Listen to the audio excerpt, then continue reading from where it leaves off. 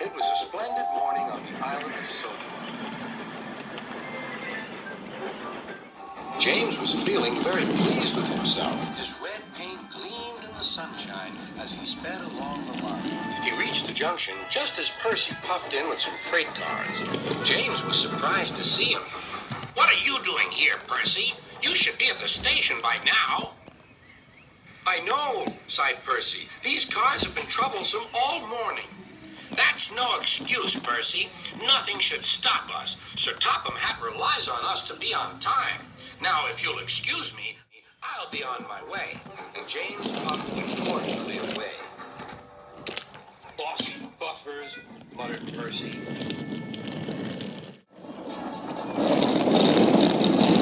James arrived at the harbor. It was market day. The harbor yard was filled with the sweet smell of fruit from faraway lands. The fruit was delivered in big ships.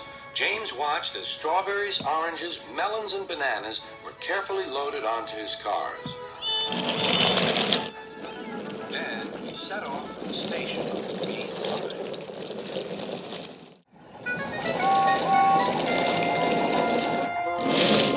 On the way, he met Thomas.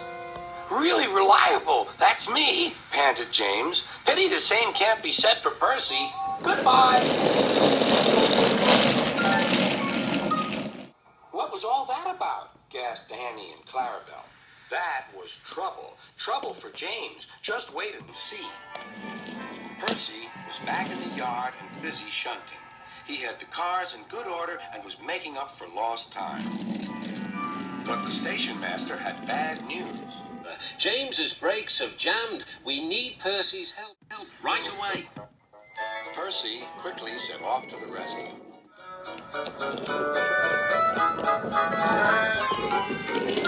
James was stuck on the line and looking glum. Percy couldn't help laughing. Got yourself in a bit of a jam, eh, James? A sticky situation? Be quiet. It's not funny having jammed brakes. And not very reliable either.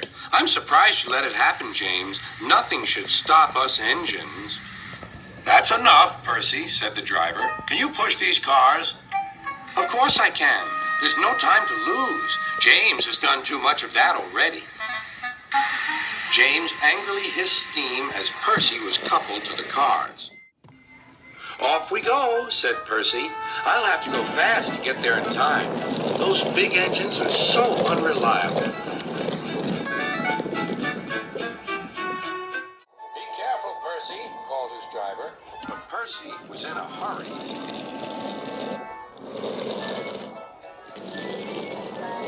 He didn't see that the switch had failed and that he had been diverted into a siding. Look out, Percy, shouted the driver and applied the brakes. But it was too late.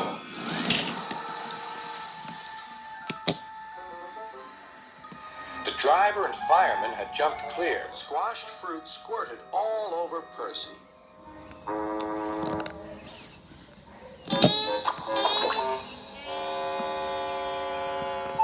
Sir Topham Hatt arrived.